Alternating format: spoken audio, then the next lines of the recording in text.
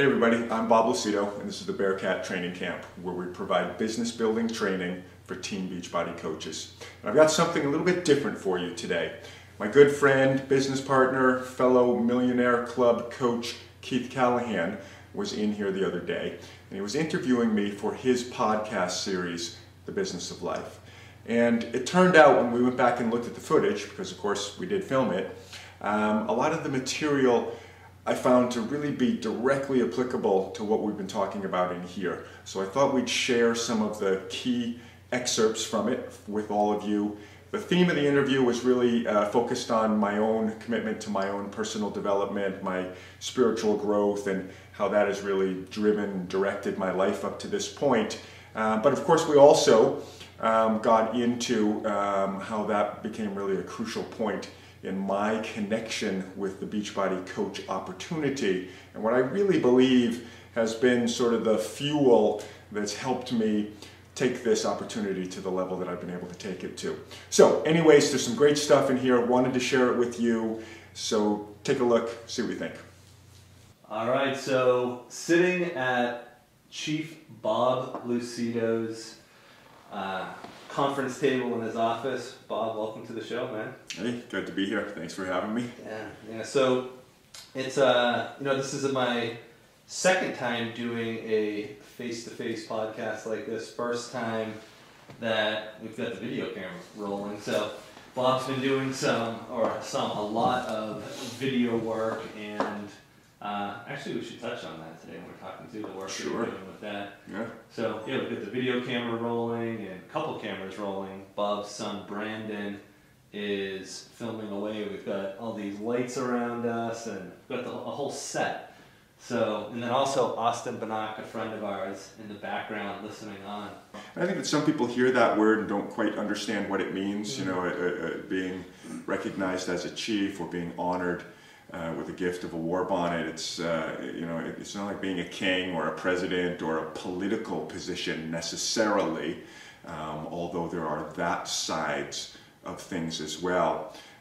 But for me, what it is a recognition of my role and participation in the ceremonial way of life, and also the recognition of leadership of our own group, because what it's grown into is what started with me just sort of being an individual as a teenager, connecting with my own personal roots, my own family and heritage roots, and then my own also spiritual awakening has now also blossomed into, as you know, an extended family, and we now have a group that working together on common goals of spiritual growth, spiritual awakening, personal growth, personal awakening, spiritual connection, and our Sundance camp being at the center of that. Asks you and puts the bonnet on your head. What was that like? Like, what was the experience like for you, and like taking on that? What did that mean to you? So receiving that honor. I don't even know if I really have words for it, to be honest. It's just one of those things that's just so huge that I don't know if there's any words to really capture it. Other than saying that obviously a huge validation, and in some ways really scary to me, because it was like, wow, okay, all of these commitments that I've been making internally are now externalized. Sure. And really cements in the personal commitment and connection, and sort of validating what I had already been doing, but then also taking it to another level. Sure. It's one thing when you commit within yourself to anything really, but especially to a spiritual endeavor. But then once it's spoken out loud, or once it's put into a physical form, which is in some ways what happens when something like that is gifted to you or handed to you, or it's not only a recognition and an honoring of what you've done, but just as importantly, and maybe more importantly, it's a driving force for where you're going, and really defining your sort of commitments, responsibilities, and connections give purpose, direction, and drive to where you're going forward in your life, and that's really what it's been for me. Yeah. So you made a transition from being a full-time attorney with your own private practice to being a full-time Beachbody coach, and I wanted to ask about that, and I didn't plan on it lining up just like this, but I remember that just at the exact time, it was basically you, me, and Kai Rose had started P90X, and it really came through a prayer, and I remember you voicing a big part of that was that you had this energy coming in, you had this responsibility coming in, and you had a vision for yourself, like the physical, mental, spiritual, emotional, like all of that for a spiritual warrior, and that sort of was the time that Beachbody started as well. So I'll sort of preface with that, but from for you making that transition, because it's not a normal transition, right? Like somebody doesn't leave a law career, somebody doesn't go to law school for all these years, and then I used to say when we first started, sling shakes and DVDs. Right? It's not a normal path. That's exactly what you used to say. So yeah, how did for you, again, talking, I guess this is less for me, but for everybody listening, what was that transition all about in your life? Well, great question. I think you're right. Great time for it too, because it really was at that time of my life, there was really sort of a perfect storm going on for this transition to happen. So little bit of preface, for those who don't know, I practiced law for 20 years before bumping into Beachbody. I was an environmental litigator, and I first went off to law school, again, on a prayer, or in following a prayer, and it's kind of, as we continue on, I think people will see that that's kind of a continuing theme in my life. I specifically went into environmental law because I was drawn to law as a career, and I always am trying to make everything in my life kind of all go into a single path, at least in terms of the driving direction of it. And let me just explain that a little bit. If I define myself first and foremost through my spiritual commitments and through my commitment to holding on to, perpetuating, continuing a certain spiritual connection, all of which is, for me anyways, sort of defined and driven by my participation in the Sundance way of life, then that also has to drive what you do every day when you go to work. And so originally for me, trying to bring those things together, I really had this vision that I was going to go save the earth kind of thing, and become an environmental litigator. Well, I did that, and really what happened... You saved the earth? No, I didn't. That was the problem. I became the environmental litigator. And what I found after 20 years of doing that is really what I did is I just kind of put myself right in the middle of this sort of bureaucracy. I worked for the state for 10 years with the Department of Environmental Protection as basically an environmental prosecutor. And then I was in private practice for about 10 years doing compliance work, basically trying to get potentially bad actors to make the choice to be in compliance with environmental laws rather than be clashing with them. But that was very frustrating for me. And the reason why is that it always still felt like I was living a dual life. I had two worlds going on. I had my spiritual life, my spiritual connection, which I really always see as sort of first and foremost defining me. And then I had my day-to-day work life, which was put on the suit and tie, become an attorney, live in a courtroom, live behind a desk, live in that world. Doing my small part, yes, trying to move things forward, but not reaching any kind of fulfillment or satisfaction for myself in terms of who I really believe I am and who I really believe I'm supposed to be here and what I'm supposed to be doing. So I wasn't able to line those two worlds up. As I said, it was just sort of time of a perfect storm, because as I was coming to that realization with what I was doing with my legal career, at about that same time, I was just turned 40, and that was right about at the same time that the bonnet came into my life, and that deeper level of connection and commitment. And then also, Beachbody was knocking on the door with, as you said, the story of P90X coming to me, you, and our friend Kai. What happened is, in receiving the bonnet, I made a deeper connection to myself, as well as to a way of life and to the Sundance family, the Toyashbaye, the larger group, the extended family, to carry on and to continue and perpetuate and participate at a certain level, which also made me ready to sort of draw a line in the sand and cut some things out that weren't resonating with that. And one of them was what I was doing as an attorney. Another was... Like at that time, was it scary? Like when you were like thinking about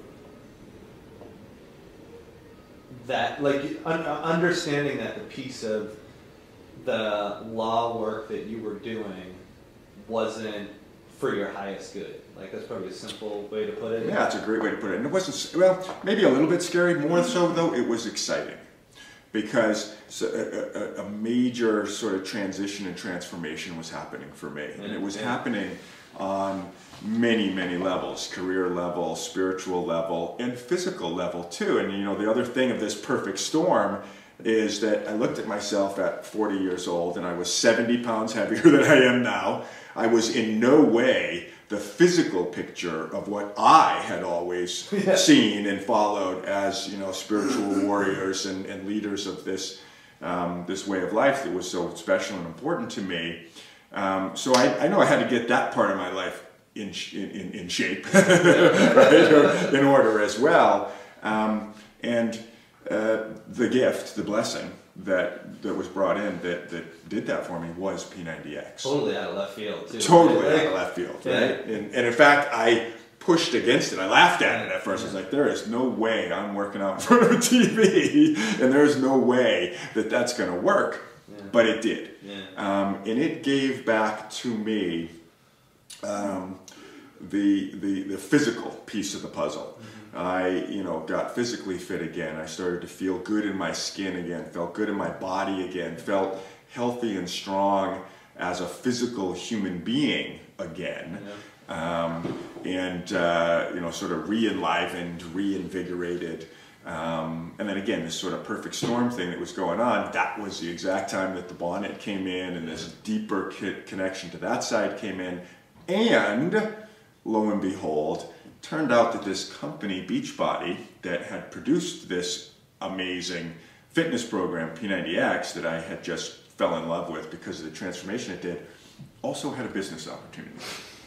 And, when I sort of looked under the hood and kicked the tires on the business opportunity, I was blown away at the potential that it offered, because what I saw was exactly what I saw in the P90X program. Sort of a turnkey, follow the directions step-by-step program built and designed to get results. Yeah. Built and designed to build success, scientifically put together, taking all the guesswork out of it. And I had just lived what that kind of a system could do with your physical transformation. Yeah. And I just knew, and I just trusted, and again, it was an answer to a prayer, it was an answer to something that I was ready and willing to make the jump to. I made the jump. Yeah. And for me, it was very, very exciting to make that shift, because it really was, was killing me on many levels to live this dual life, and it was showing up physically. And there was a reason why I was 70 pounds overweight. I wasn't really happy with where things were going. I wasn't happy with the day-to-day life because of this duality. The opportunity to become a Beachbody coach was really one of the pieces of the puzzle that I think I had been waiting for 20 or 30 years of my life, and that was an opportunity to bring my day-to-day sort of job life, you know, what I do to put food on a table and keep a roof over my family's head, in complete alignment with my definition of myself as a spiritual person, and my sort of core definition of myself, because the driving principle of the company is helping people help themselves. And in Beachbody, as a Beachbody coach, you're helping people transform their lives physically with fitness and health. But what you find, and I had experienced this myself, is that what happens when you lose 70 pounds or get yourself physically fit, then there's emotional benefits, there's spiritual benefits, there's psychological benefits. All of these other positive things come in when you open that door. And for me, you know, in my background in what I see the Sundance way of life being, from my own interpretation of it, it's all about being committed to your own personal growth, being committed to your own spiritual connection, and growing that, building that, strengthening that mind, body, and spirit. So the work that I had been doing for 20, 30 years in that realm, and again, the things I really define myself as, were able to come together with what I would now be doing in my sort of day-to-day job life, because Beachbody brought in a piece of that puzzle, which is helping people help themselves on the physical side, on the nutritional side, and then you add in the opportunity to help people also build businesses and free themselves, as I had freed myself from what I call the chains of the 9-to-5 world. You know, one of the things that was keeping me down from being or at least at the practical spiritual level that I wanted to be as a human, was this being chained to this 9-to-5 world that was limiting my ability to do those things. The Beachbody opportunity allowed myself to free myself from that, gave me the blessing to be able to bless others with the ability to free themselves from that. And so all of a sudden what you see creating is just this circle of helping people help themselves on all kinds of levels. That's what I get to do as a Beachbody coach. That's what I do as a Sundance chief. And with my goal as a human being is to bring my life all in line to make sure that what I'm doing 24/7 nonstop is always in alignment, in reverberation with that. Beachbody in a big way was a big part of the puzzle that allowed me to bring that unanimity in to what I do as a human being. So yeah, it was scary as hell to jump out of a 20-year career. You know, I've got a family, I got 4 kids, a home, and all of this stuff, and you walk away from a career that took 20 years to build, to replace it with anything would be scary. But for me anyways, what gave me the impetus to really make that jump was the excitement about the ability to pull those worlds together. And here I am 6 years later, and can attest to the fact that what I hoped would happen with that jump has happened 1,000-fold over. I have been able to sort of bring those two sides of life together in a really beautiful way, and now they feed into each other and grow each other in a really big and amazing way. And it's allowed me to sort of move forward on what's really the bigger dream and vision for my life, who I believe I am, and why I believe I'm here in this lifetime. So, one of the ways of teaching that I've always loved about you in the spiritual path, and it was just a good fit for me. It's not like, at least with the men, it's not like cushy lovey teaching all the time. It's like, do it. But it's very direct, real, right? And one of the things you had said to me after I did something, probably not in the best manner, was always put the spiritual things first. And then you elaborated on that a little bit later. It was always put the spiritual things first, and then everything else in life will get taken care of. And I was wondering if you could just share a little bit about that statement and that elaboration on it. Yeah, I mean, I think that's such a big concept. We could dig into that one for hours, but to sort of kind of nutshell it is that it's kind of what I was talking about before, and you know, and this is for everybody. And you know, for me, it was connecting back with my own personal family heritage and finding my way into the Sundance way of life and reconnecting with that for me. But it can be anything for everybody, and I just encourage everybody to have some kind of spiritual connection. You know, what is the spiritual tradition that your family or community or connection or whatever it is that you connect with, and connect and participate and really bring that in as the driving force behind everything you do in your life.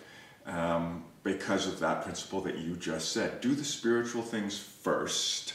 Make sure that your life is in alignment spiritually first, and then all of those other things will come into place. You know, and I think the story that I just shared a few minutes ago is really a great example of that. You know, for 20 or 30 years, I spent a great amount of my time, energy, resources, and focus growing and building who I was spiritually first, building that spiritual foundation, sort of going through and drudging through the rest of what was going on. And although it was a 20 or 30 year path for this switch to happen for me, with sort of Beachbody coming in, replacing the legal stuff and allowing me really to step in fully to you know, sort of 24/7 activity level of alignment with who I believe I am and what I'm here to do spiritually, it was because of the focus on the spiritual first.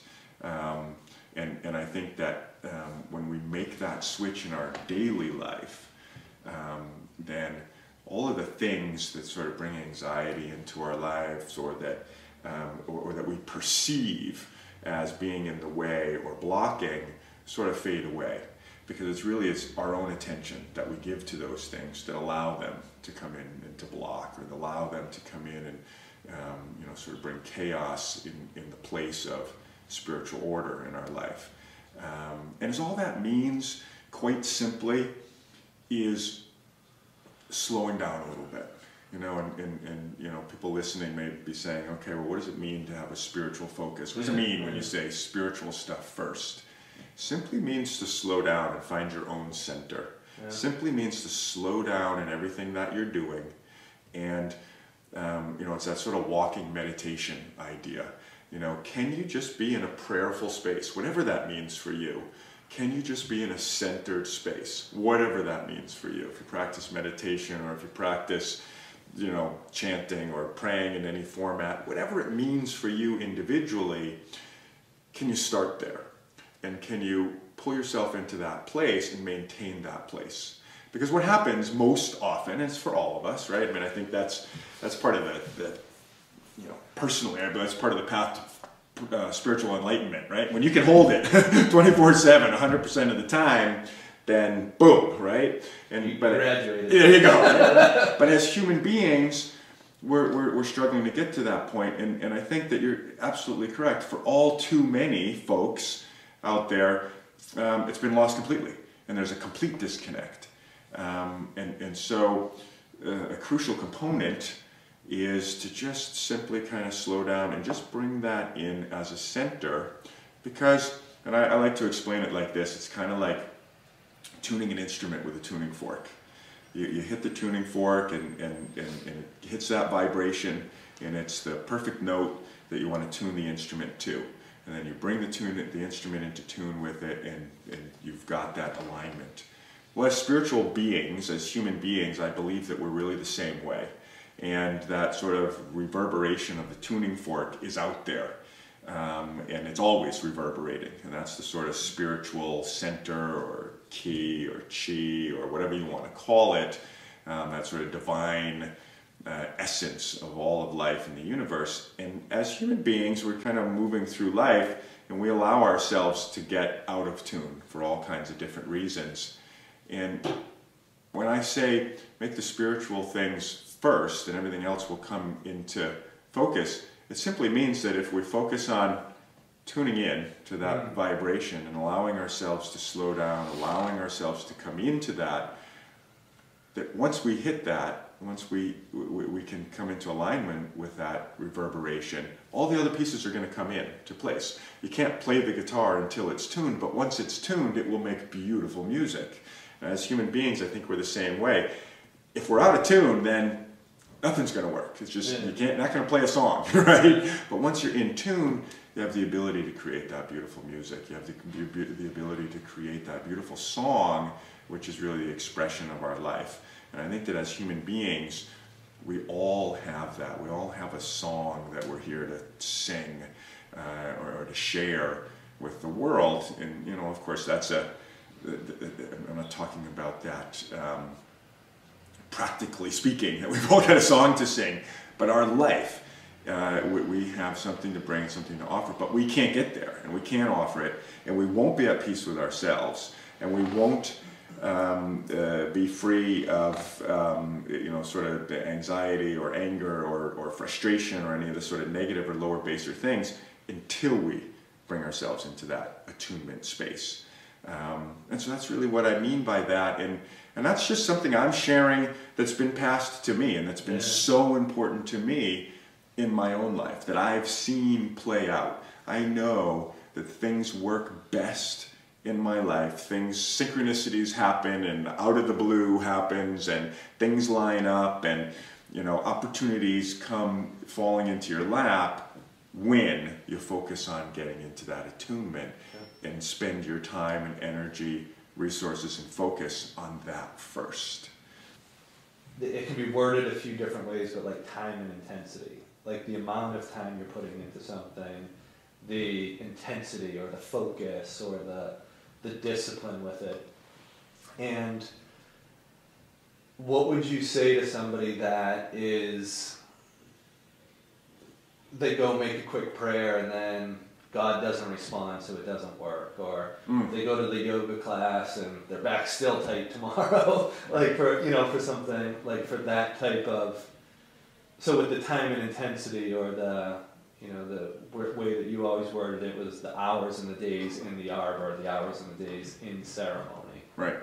Like the cumulative benefits. Right, and again, me saying that, I'm passing on something that was shared with me, but that's such an important principle, and here again is why I love the connection between, for me anyways, why it works so well, the connection between what we do as Beachbody coaches and my own sort of beliefs in the spiritual realm.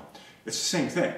You know, you can't eat a good breakfast and then go through the rest of the day eating crap and whatever you want and thinking that your nutrition plan is going to work, right? You got to be focused on it all day long. Same thing with your fitness. You see results in those areas when you bring in consistent, long-term, continual focus. And the same thing is in your spiritual practices and in your spiritual growth. So yeah, it's not enough to sit down and make a prayer for 5 minutes in the morning and then throw, I'm done kind of thing. Didn't work. Yeah, it's about bringing in a different focus into your daily life, minute by minute, hour by hour. And for me, I'm constantly checking in on my attunement. I love that tuning fork. Yeah, so that piece is it's the attunement back to where your mind, your heart, your energy, like where it all is. Right. And for anybody who's a musician out there, if you play an instrument, you don't tune it and then think you're going to play it for the next month, right? You tune it every single time you pick it up. I play guitar. I'm not very good at it, but I know that every time I pick up my guitar, the first thing I have to do is make sure it's in tune. And as human beings, we have to be doing that all day long too, and just keep checking in with ourselves. Where are we? Did I just participate in 5 minutes of road rage because somebody cut me off, and am I now is my whole system, completely bonkers because of where I let myself go? And how do I bring myself back? And that's a sort of simple example, but we have examples of that happen to us all through the day, every single day, and in leaving out the understanding that the key to everything is just keep bringing that focus back. Because if we get really good at bringing that focus back and bringing that attunement back, then just like we were talking about in the previous question, everything else seems to take care of itself. And we call them synchronicities, or, out of the blue, or, these kinds of things. But really what it is that we've brought ourselves into attunement, and once we're in tune, all of those things that are meant to be coming to us can flow into us in our lives. All of those opportunities, all of those awakenings, all of those aha moments, all of those inspirations, all of those intuitions, all of those things are allowed to come in. Whereas when we're in the out of tune state, for lack of a better description at this point, we're actually repelling those things away from us. Again, it's the instrument that's out of tune. You can't hope to play a nice sounding tune on that. But once it comes into tune, then everything falls into place. The belief and faith piece. If somebody's listening, and I want to preface this by saying we could go the route with Beachbody with this, or the route with a spiritual path, but I believe that you and I worked real close together with Beachbody when we first started, and we've continued to work close together with the spiritual path, with you being a mentor for me.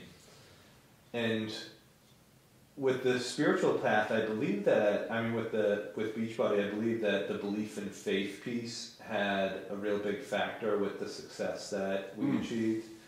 But I think a few other things really have a big factor. And I was, as you were talking, I was thinking about somebody that they're kind of lost hope, right? Like they don't know where to go. They don't know which direction to go. And I was wondering if you could expand on sort of a two-part question, and you can go any direction you want with it to really get the point across. Two pieces: finding a correct mentor with anything you're doing, whichever way you want to go with that, and also the importance of community. And so I know you'll be able to answer both of those. Yeah, those are two huge things, and I'll take the community piece first. And I think that getting connected in community with like-minded individuals seeking the same kind of growth that you're seeking is crucial to propelling you towards that growth.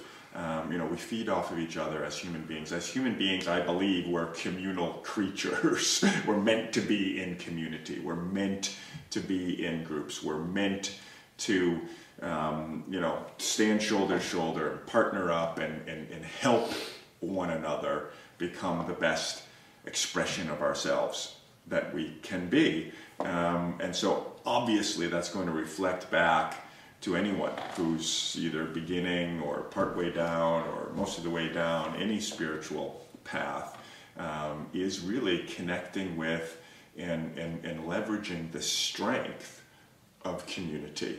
I think that's important at any level, but I think primarily you're sort of focusing on someone who's trying to sort of open the doors to that or bring that into their lives, and finding community of people who are in the practice is a huge boost to being able to help do that.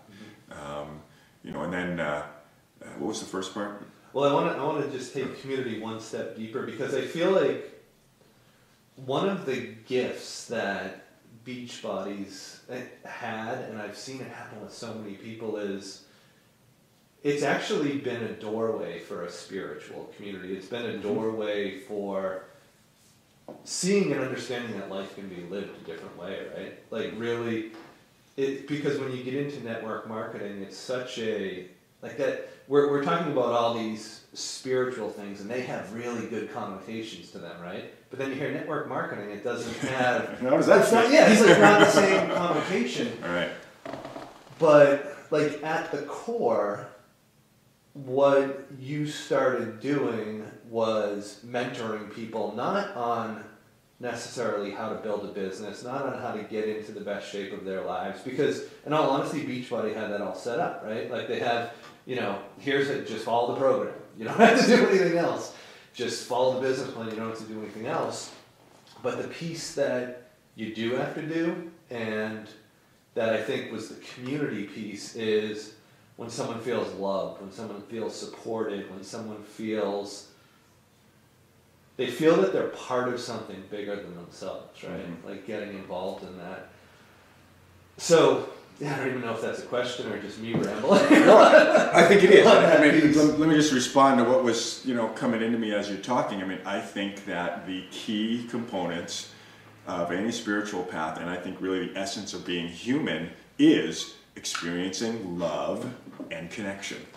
And I think that's those things are at the center of any spiritual way of life. And just as humans, the power of love and connection, both giving, receiving, being in that, is what uplifts. It's what opens up all the doors. It's what allows us to blossom as human beings. And how do you bring that into the Beachbody experience? That's really the thing we offer. It's funny because one of my or a shared mentor of ours in learning how to grow the Beachbody business, one of the things that he always used to ask is, well, what is it that you share as a coach? And I can always remember going through the fitness programs and the nutritionals, and he was shaking his head, no, what you share as Beachbody coaches is the opportunity for positive life change. Mm-hmm. And that means something different to everybody, but it means an opportunity to be part of a group where everyone is focused on creating positive life change for themselves, for each other, and anyone who wants to be part of that circle. Mm-hmm. And that's just a really powerful thing to be part of. And I know that that's part of what has made Beachbody such a powerful experience for people, either as customers or as coaches, of really feeling that connection, really feeling supported, maybe for the first time ever in their lives, really feeling that there's somebody there who's got your back, who's looking out for you, who's believes in you, maybe sometimes more than you believe in yourself, right, in the beginning, right? And that's what we create as Beachbody coaches, and that's what, and to sort of follow your train of thought, where it's like, well, where's this network marketing thing fit into all of this thing? Yeah. Well, that's just a word that describes, in my sense, community building. And it's just happens to be part of what we do in our profession, is building community. But if you just take that out and just say, well, let's not put it in a profession or job or whatever connotation, but just put it in, what do you do as human beings in life, and what do we yearn for the most? We yearn for connection. Families, you build families, right? You get married, you have kids, or you join community, or you connect with others. If you were to ask somebody on their deathbed, what are the most important things in life? It's going to be family, friends, how much did I love, how much did I share? Those are the things that drive us as human beings. As Beachbody coaches, those are all the things we get to drive, because when you learn how to do this at the highest level, it's not about the products anymore. It's not even about sales anymore. It's about creating circles of people, communities of people who are all getting together to do the same thing, or a set of similar things. You know, some of us are trying to get healthier, some of us are trying to get fitter, some of us are trying to create wealth, some of us are trying to do all those things together, but the most important thing is that we're all trying to do it together. And one of the things that network marketing does drive that no other business setup drives is success of the whole to drive success of the individual. You know, if you think about it, in every other setup, it runs counter to what I believe we're meant to do here as human beings, because it's all about the individual. Succeed as an individual. Fight the world as an individual. The only way I can make it to the top is if I defeat everybody else as an individual. But in our scenario, it's the exact opposite. You can't succeed as an individual. You only succeed when you get beyond the ego, when you get beyond the individual, and you start building for the whole. And that's when the real magic of this thing happens. That's the hardest part of the whole business. Right? It really is. Really understanding that it's not about you, it's about how many people you bring up with you. Right.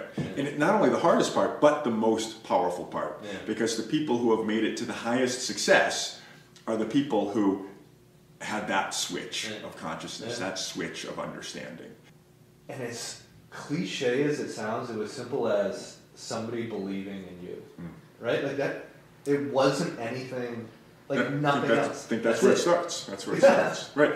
But that mentor relationship is so important, because it's also a step of what I was just talking about getting out of yourself, getting out of your ego.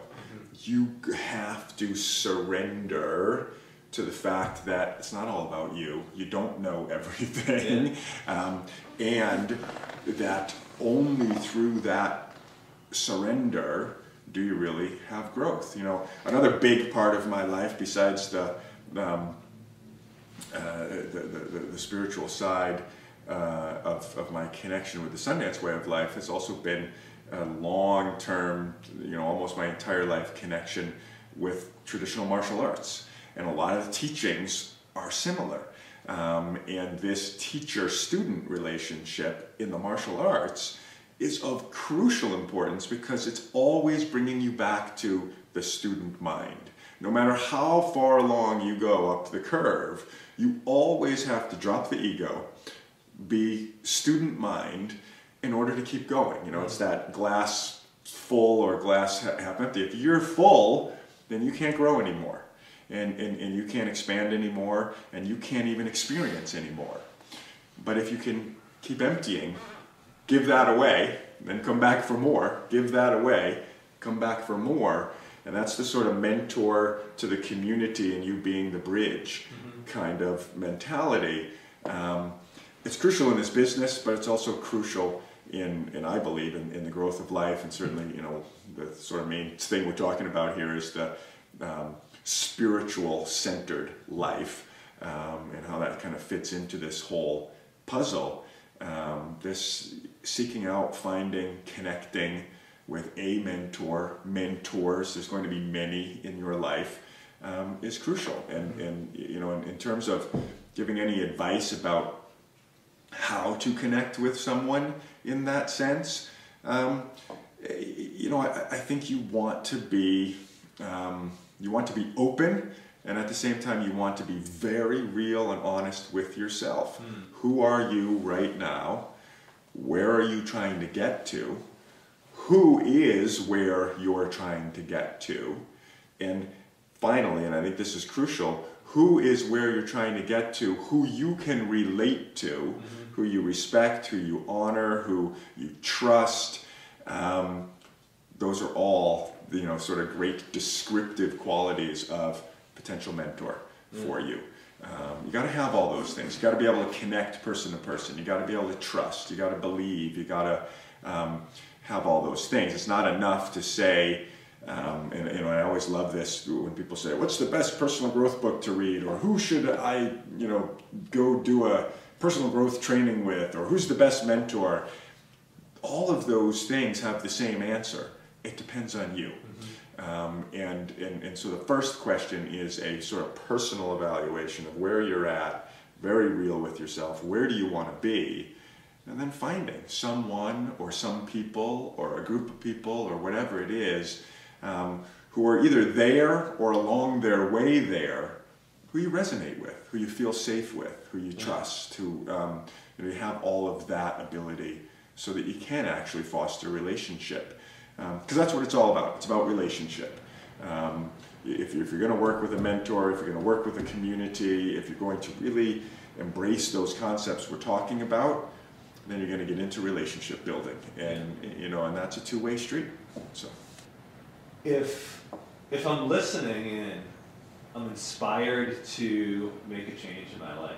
Like I'm inspired into action. I don't know what to do next. What would you recommend? Great question. I think first of all, if you were listening in on this and like you said, you don't know where to go and you want to make a start, obviously everybody's welcome to touch base with either one of us as a beginning. But also, you really got to know that in every community, no matter where you are, there's something going on that's a spiritual focus that you can resonate with.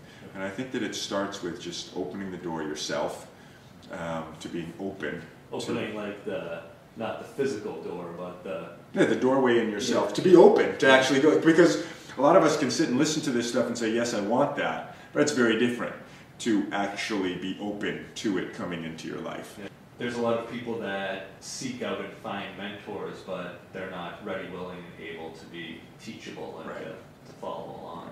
Teachable, great word. I mean, and not to go off, but there's a reason why in Beachbody we call it Team Beachbody, and being a team player is a huge component, and it fits right into this spiritual growth that we're talking about as well. You got to be teachable, and you have to be willing to be a team player. If you're going to hire a coach, you got to be coachable, right? Yeah. If you want to join a team, then you need to be a team player, you need to be a participant, you need to be coachable, malleable, so that you can fit into the team game plan, and be willing to run with it. I mean, I think that that happens in our business, and then it also happens in spiritual growth as well. And it's kind of what we were talking about before. You got to knock the ego out of the way, and kind of really get down to the nitty gritty, and be ready, willing, and able. And as you were talking about that, and the one piece you made, I think really to bring everything home is one of the buzzwords out there is personal development, right? And people think that if I read 50 books on all these topics, I'm going to be that much better. And if I fix this or I fix that, and really what you're talking about is starting with a whole, becoming something else versus plugging little holes. You're leading a spiritual life, you're becoming a spiritual warrior. Your personal development is on sort of the chiseling away at the highest, holiest self that you can be, versus thinking that you're going to get it from sitting down and reading a book. And again, not that books are wrong, right? And you said you read a ton of them, but books can inspire ideas, and it's taking that idea and making it part of you. Right, you got to put it into action, and personal development is development. And you and I have talked about this before, and I think great question and kind of great way to kind of bring things to a nice focused point at the end. It's not enough to read the books, and that's why I like to tell people, if anybody asks me ever about any of my own spiritual beliefs or what I follow as a spiritual person, I steer away from books, because again, it's experiential. You got to do it, and the same thing with any level of personal development or personal growth. you said this the other day, actually, when you were a guest on our YouTube channel. It's not enough to read the book; you got to become the book. You know, I'm stealing that quote from you because it's such a powerful way to explain it. And I do. You know, I talk to people because it's something we talk about in our industry. Because if you're going to be building relationships, if you're going to be building communities, if you're going to be building this big, huge team, then you got to be committed to personal growth. You got to be committed to, you know, improving communication skills and relationship building skills and all of those things. And so we hear that a lot. And what I hear people, you know, I always love to when I hear the person who says, "I read 400 books last year." It's like, well, okay, but you probably got 0 because you can't just. It's not read it as fast as I can and put it down, and read the next one as fast as I can and put it down. Just taking in information. Right. Yeah. And one of the things that I like to share with people when I talk about personal growth is approach it like a textbook. You know, remember when you were in school and you got a textbook? You didn't read that thing in the first week and then put it down. You spent the whole year with that book. And I'm not saying that every single book you read and every single book you work with, you're going to spend a whole year with. But if you can approach it with that mindset, you know, stop after each chapter. Really contemplate what was just shared with me. What are the inspirations that I took out of that chapter? And then ask yourself, what are some actions that I can put into play in my life to actually ground this into something so that I get some growth, right? If it's personal growth or personal development, we want to make sure that we're developing, we're growing, we're not just taking it all in, because that's the danger. Is you can just take in a whole lot of information, take into a lot of data, you know, especially with books on tape now, and you know, the ability to just have this non-stop media coming into you. The question you have to ask yourself is, how much are you really getting out of it? How much is it actually making things worse? Yeah. Rather than better, right? Right. Because it's too much. There can be too much information. There can be too much information, and it can actually stall you. You know, people listening may be saying, "What do you mean it could be too much? How could it ever be too much?" Well, it could stop you in your tracks, because, you know, you're stuck in the, you know, read a book a week kind of thing, or whatever it is that you might get caught up into. But are you ever putting any of that stuff into action? Is any of that actually ending up manifesting itself in your life as positive change? And so that's what you got to be careful with. That's why I love, you know, you mentioned the Key in Daily Life. It's one of the reason why it's one of my favorite books is that it is an action-oriented the whole thing, book. yeah. Right. Another one of the ones that I love for personal development is Brian Tracy's Maximum Achievement. It's one of my favorite books to work with, and when I have new coaches who come into my team, it's one of the first things that I hand off to people, because it's a textbook.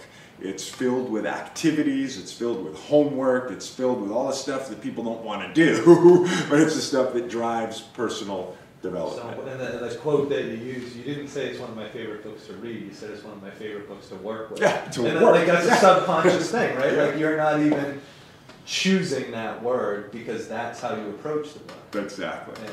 Exactly.